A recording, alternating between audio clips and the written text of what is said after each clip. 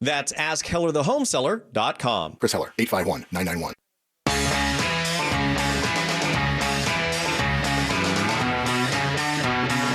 Newsradio 600 KOGO, Lou Penrose, with a special Sunday edition of Newsradio 600 KOGO as we try to wrap our hands around our community, wrap our heads around so many of the concerns, questions, frustrations that are going on right now as we speak in San Diego, throughout California, and literally across the nation. Just want to mention that the 5 freeway north and south bound lanes blocked with protesters in the 5 freeway in downtown San Diego. We'll continue to bring you updates on traffic so that you can be safe out there, especially if you're listening in your car and you can't understand why traffic's not moving. That is why it is moving. So I want to get beyond just the smashed windows and the broken glass and try to get a little bit deeper into the thoughts and frustrations of the folks marching. Because let's make sure that we keep this very clear, at least with respect to San Diego. The demonstrations that took place were, for the most part, peaceful. The rioting that took place was separate from what we know, at least in La Mesa.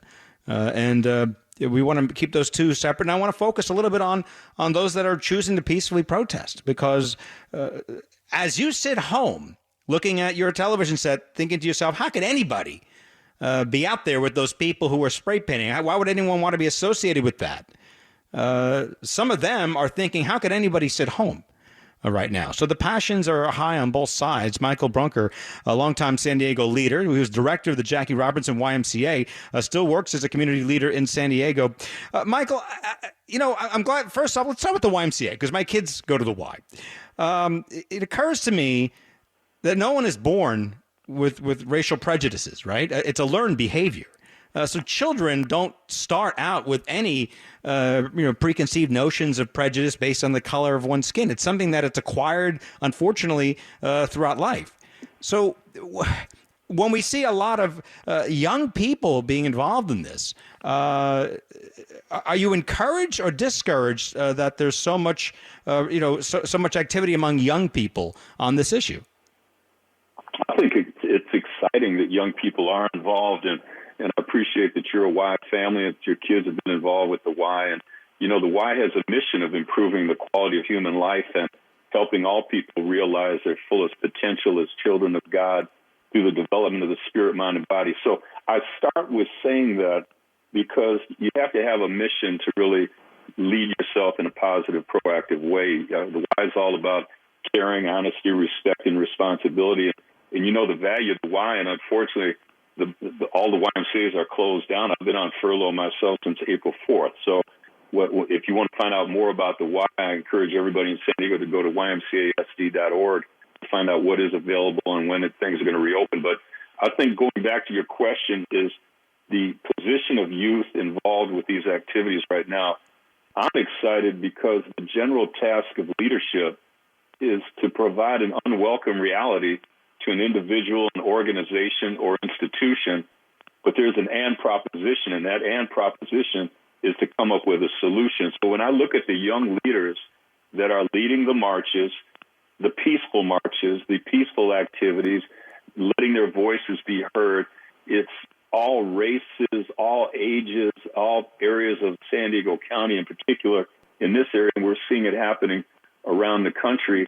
I think they're responding to that general task of leadership, and to know that you're right. You can't sit back and watch if it's really effective. The easiest thing would be to just flip the channel and not pay attention to it, especially those in privileged communities and where you don't have this in your backyard. But I can tell you right now, this is personal for me, because I go back to in July of 1967, while growing up in Detroit, where probably one of the worst riots in the history of this country happened.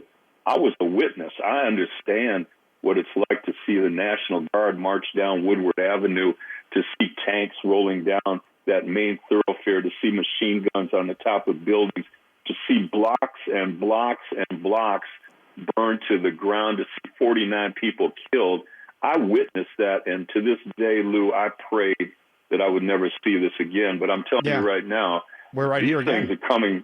It's happening right in front of us, but it's not happening by the people who are protesting social justice issues, and that's got to be clear as well. How does, if you're a young black man, you can, that video is never going away of George Floyd, right? That footage is never going away ever.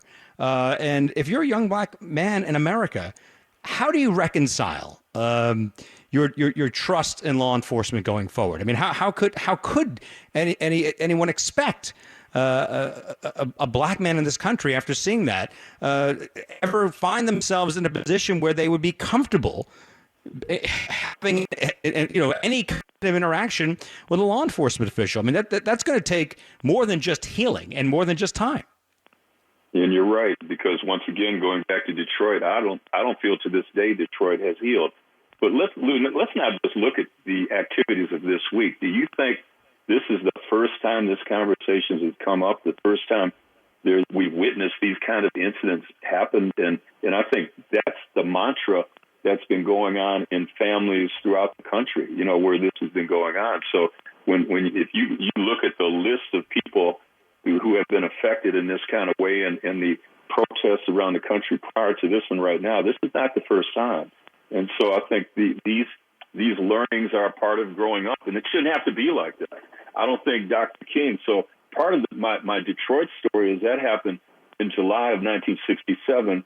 But do you remember what happened in April of 1968?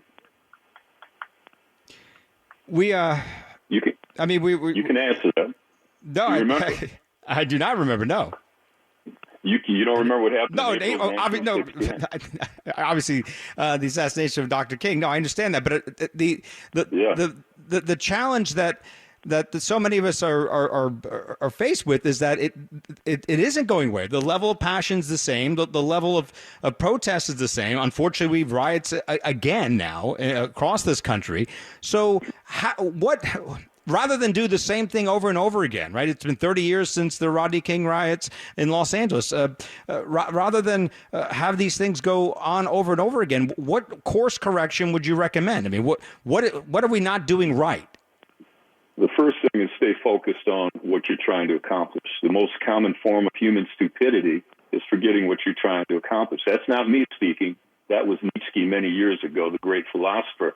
But if we watch what's going on in Minnesota right now, you could see a mayor, you could see a faith community, you could see elected officials actively engage in this process. It's a process, not a race. You're not going to solve the problem immediately. But I know people throughout this country are looking for change. When we look at the chiefs of police up and down the California coast who have just totally, outraged in terms of what happened in Minnesota, they are ready to make a change. I truly believe that. If I didn't believe it, I wouldn't say it. But we have to all come to the table in a reasonable kind of way and respectful kind of way to make that change happen. Now, is it training of office? I don't know, but I think it all begins with recruitment, being able to hire people that are really going to be able to protect and serve the community they're hired to police, you see, and that's where it all begins. I think there's opportunities for us to make that happen, but to be adversarial and act, I'm watching some of the protest marches right now, and they're calling the police officers lined up every kind of name of the book and talking about their mothers, and that's not going to solve anything. But I think if we can really respect the leadership locally, we've got great leaders like Reverend Shane Harris, who's in Minneapolis right now. He just delivered a check to the family that was affected for funeral expenses. You got Taru Bakara, who's done so much in terms of leading marches out here. You got Akila and Shirley Weber. Akila Weber is a La Mesa City Council person. Walt Vasquez, Chief of Police in La Mesa. Shirley Weber got a bill passed in the state of California about police activities. I just watched the press conference with the NAACP. They're ready to move and make sure these things never happen again in our region. And it starts by one community at a time to really trying to make all this happen. Michael Brunker, longtime San Diego leader, thank you so much for spending time with us and sharing your thoughts.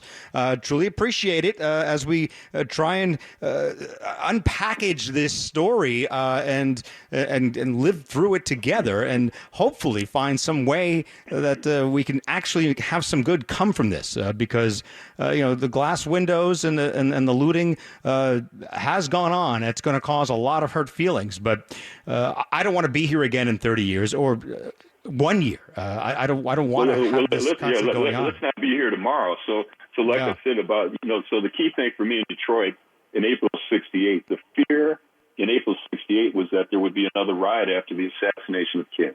And so I'll never forget, Lou, to this day, a young African-American man came in, businessman, dressed in suit and tie, did a high school assembly at my high school, and he talked about the beliefs of King. He talked about what he stood for, the nonviolence of King. And he said this quote that I'll never forget, and I'll end with this today. King said, "We have before us a glorious opportunity to inject a new dimension of love into the veins of our civilization. And the end is redemption, the end is reconciliation, the end is the creation of the beloved community." I truly believe if we all come to the table with that kind of spirit like King had back at that time, that we are going to make an impact, but we can't stop. We can't stop. We've got to continue the message until it's done. We got to make sure we get what we're trying to accomplish. And that's that general task of leadership. What you and KOGO have done today is a blessing to what we're trying to accomplish. And I hope that all the listeners, if they're interested in getting involved, please get involved with KOGO. You guys know how to get in touch with me, and we'll put you to work. Michael, thank you so much. Michael Brunker, longtime San Diego leader. We will stay in touch with you, my friend. I appreciate it. 800-600-KOGO is my telephone number. Quick break, and then more of your telephone calls on this special program today on News Radio 600 KOGO.